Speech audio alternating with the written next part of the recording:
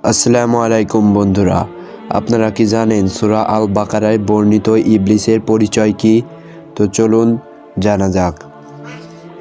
ইবলিসের নাম আজাজিল। আল্লাহুম্মা জামাখশারি রহমাতুল্লাহ আলাইহি এর মতে সে ছিল জিন। শয়তান ও ইবলিস হলো আজাজিলের অভিশপ্ত দুটি উপাধি। শয়তান অর্থ হলো বাতিল, বিভ্রান্ত বা দূরে সরে যাওয়ার সত্তা। আজাজিল সীমাহীন অহংকার ও ভয়ানক অবাধ্যতার জন্য আল্লাহর রহমত থেকে দূরে সরে গিয়েছিল বলে তাকে শয়তান বলা হয়। আবার ইবলিস অর্থ হলো নিরাশ ও বঞ্চিত হওয়া। বোধোৎপগত বিবেচনায় এই শব্দটি গ্রিক শব্দের অপভ্রংশ। অবশ্য কুরআন মাজিদের পূর্বে পৃথিবীর কোনো ভাষা বা সাহিত্যে ইবলিস শব্দটির উল্লেখ পাওয়া যায় না। আজাজিলকে ইবলিস বলা হয়েছে কেননা সে আল্লাহর রহমত থেকে সম্পূর্ণরূপে বঞ্চিত ও নিরাশ হয়েছে।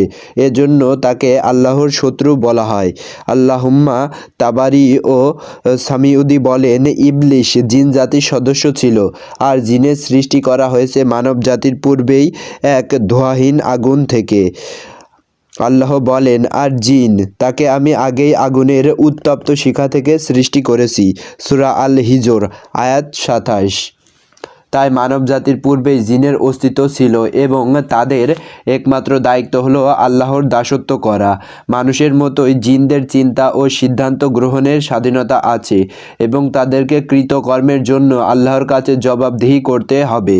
অথচ তারা আল্লাহর নাফরমানি করে। পৃথিবীতে জিনদের নাফরমানির পর ফেরেশতারা যখন তাদের হত্যা ও বিতাড়িত করে, সে সময়ে ইবলিস ছিল ফুটফুটে ছোট্ট শিশু।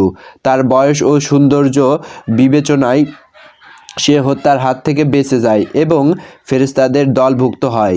নিষ্ঠুরপূর্ণ ইবাদতে আজাজিল আল্লাহর নিষ্ঠাপূর্ণ ইবাদতে আজাজিল আল্লাহর প্রিয় বান্দায় পরিণত হয়।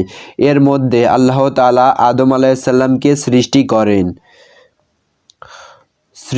করেন। তো এই ভিডিওটির আর কাহিনী বা পরবর্তী কাহিনী দ্বিতীয় পার্টে বলা হবে।